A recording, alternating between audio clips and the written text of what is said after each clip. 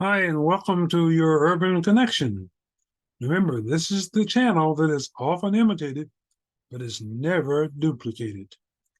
You know, I want to talk today about the election that's coming up for president in 2024.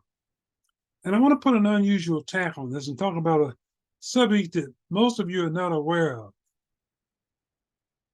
But, the closer we get to the election, the more talk you hear about Joe Biden's age. The Republicans want to talk about his age. Uh, he's too old. He's got dementia. We have to be careful because you voted for Biden. You're going to get Kamala Harris because he will step down early, or should something forbid happen to him, she will be his replacement. Now, a couple of things that they do is they mention other people that could possibly replace Biden on the ticket. You will hear them talk about Kamala Harris. She's not going to run against Biden, so that's completely off the table. They will talk about maybe the governor of California. All right. And basically, this gentleman has said that he is fully supportive of the Biden Harris ticket. And he's taken his name completely out of contention for the presidency. But I want to tell you something. There's one name that when it is mentioned, it has the Republican Party shaking in its boots. And that person is of African American descent. Okay? There's one African American in this country that they're scared to death of who might enter this race.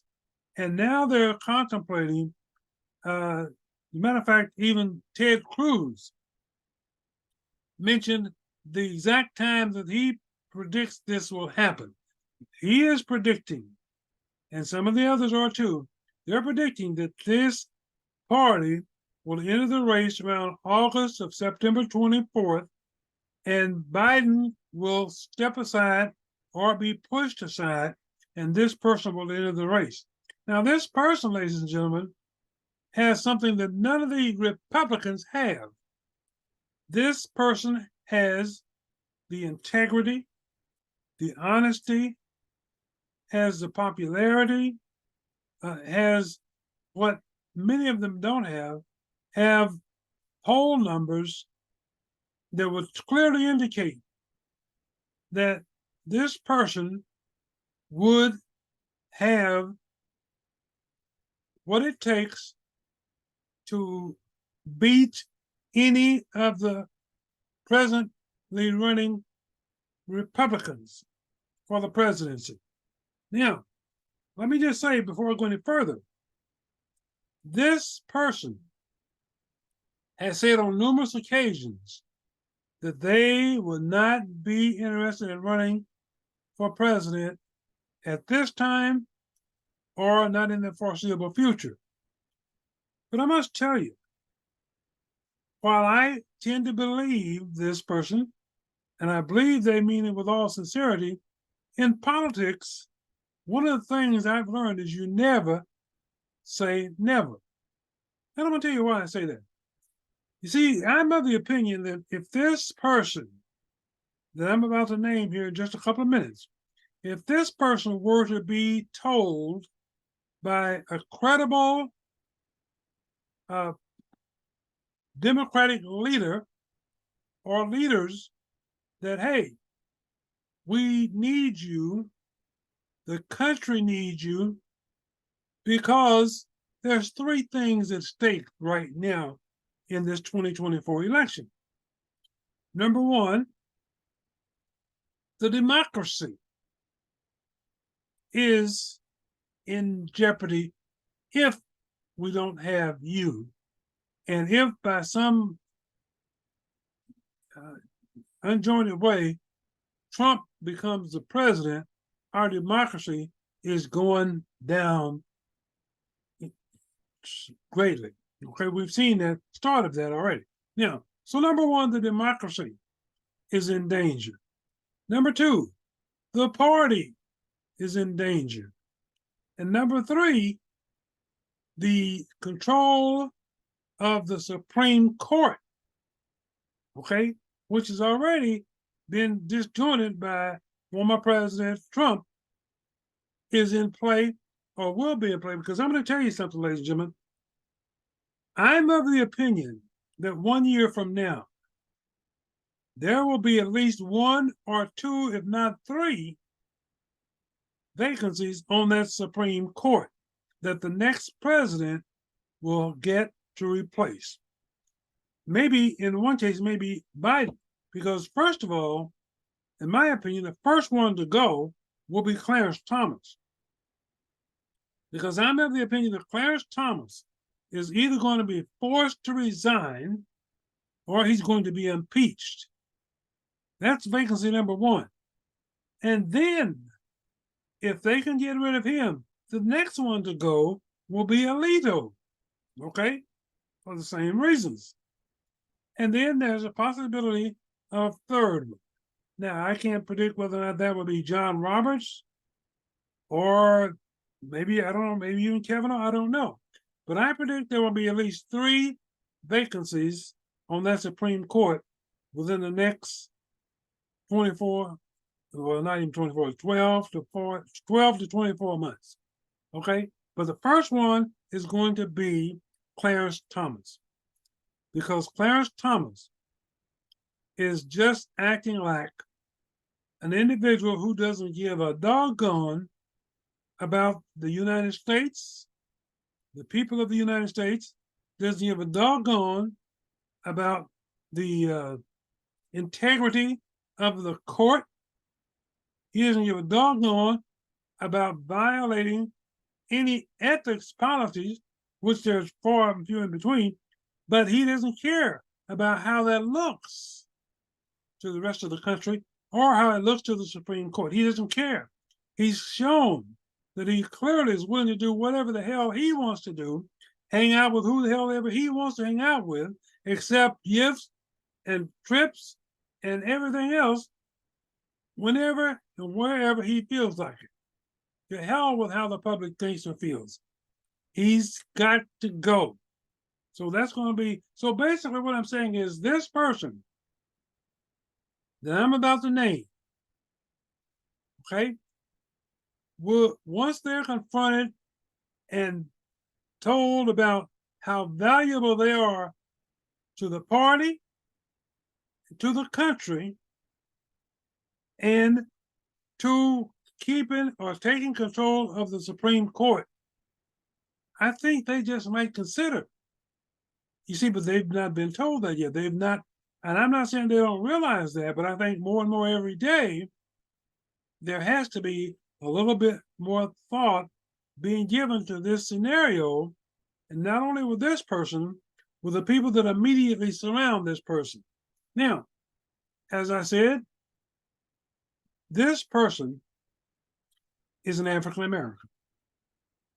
And when I say the name, you, along with everybody else, will immediately recognize the integrity, the honesty, and the popularity of this individual. And let me just tell you, I'll give you a little hint. It's Obama. However, it's not Barack Obama that I'm speaking of. No. It's none other than Michelle Obama. Michelle Obama, the very mention of her name as a candidate in the 2024 presidential election has the Republican Party shaking in their boots. That's the one candidate they cannot demonize, criticize, or, as Trump likes to do, give an uncanny nickname. Or he can try it, but it won't work. Now, some of you might say, well, she doesn't have necessarily the experience. I don't know if she'd be a good candidate. Well, I can tell you this for sure. having been in the White House for 8 years with her husband, where there was nothing but integrity shown. There was nothing but contempt for the people. But let me tell you this, there was no scandal in 8 years of any kind involving the Obama administration. So she comes without any baggage. She comes clean. She's as clean as a white sheet on your bed. And ladies and gentlemen, I'm telling you, Republicans don't want to hear that name being mentioned as a candidate for the 2024 election in the presidential election. They don't want to hear that. They know for a fact that they don't have a candidate that they can put up that can match Michelle Obama when it comes to integrity, when it comes to credibility, when it comes to honesty, and mostly when it comes to caring for the American public. When it comes to caring about the politicians doing what they're supposed to do in looking out for and promoting policies that will benefit the American taxpayer and the American voter, something that the Republican Party has no interest in whatsoever. So I want to tell you, you will hear Nikki Haley, you will hear Megyn Kelly, you will hear Ted Cruz, you will hear Donald Trump, you will hear all of them. They will talk about any of the Democratic candidates. First off, they will tell you about Kamala Harris, who says they talk because they have fear in their hearts that she and Biden, or Biden and she, will win in 2024. But they will talk about her, and they'll mention her. They will talk about Gavin Newsom, the governor of California. They will talk about Elizabeth Warren, who's not even a candidate, but they will talk about her. She'll be on their list. They will talk about anybody in the Democratic Party, but you don't ever hear them mention the name of Michelle Obama because they don't want you to talk about her. Okay, they don't even want to consider her. But she's getting more and more talk as more people talk about the age of Joe Biden. Now, let's talk about this. Do you hear them talking about the age of Donald Trump, who's only about 3 years younger than Joe Biden? Do you hear them talking about Donald Trump, who's been indicted 4 times, who's been impeached 2 times, who's been convicted of sexual assault 1 time? Do you hear them talk about that? Why is it that any of those would not disqualify Donald Trump from ever coming near the White House? But you see, there again, I say, the complete Republican Party has no credibility. They have no integrity, and they're totally dishonest. I mean, you got Congress full of liars. Jim Jordan, Lindsey Graham, McCarthy. I mean, you name it. If they're Republican, they're liars. They have no integrity. I can't name one that has any integrity nor any credibility. They don't display it if they have it. But Michelle Obama, I'm telling you, you're going to hear more and more as this campaign goes along, and the closer we get to 2024, the election date, you're going to hear more and more about the possibility of Joe Biden either stepping aside are maybe being pushed aside to make way for Michelle Obama. Now, let's take a look at the latest polls, ladies and gentlemen. And to his credit, Joe Biden has basically been a fairly decent president. He doesn't get credit for the things he's done, but that's the way the Republican Party is. They don't ever want to give any credit to any Democrat, but they don't do anything themselves to have credit given to them for doing. They don't do it. All they do is say no to everything that Joe Biden and the Democrats put forward, even if it is to benefit their own party. Now, they'll gladly take credit for some of the things he does if it benefits their constituents, even though they voted against it. They will do that. But I'm telling you, keep your eyes open and your ears open, because I'm telling you that regardless as to how many times Michelle Obama has says she's not interested in running, she doesn't want to be back in politics, she's not going to run for president, I want you to remember one thing. In politics, how many times have you heard that? How many times have you said politicians say, oh, I'm not running? I'm not running. No, I'm not running. Okay, well, you're going to leave the Congress and run for Senate? No, I'm going to stay here in the Congress, only to turn around in the next election, put their name in a hat for Senate. All right? No, I'm not running for president. No, I'm not. Only to turn around in the next presidential election, put their name in a hat.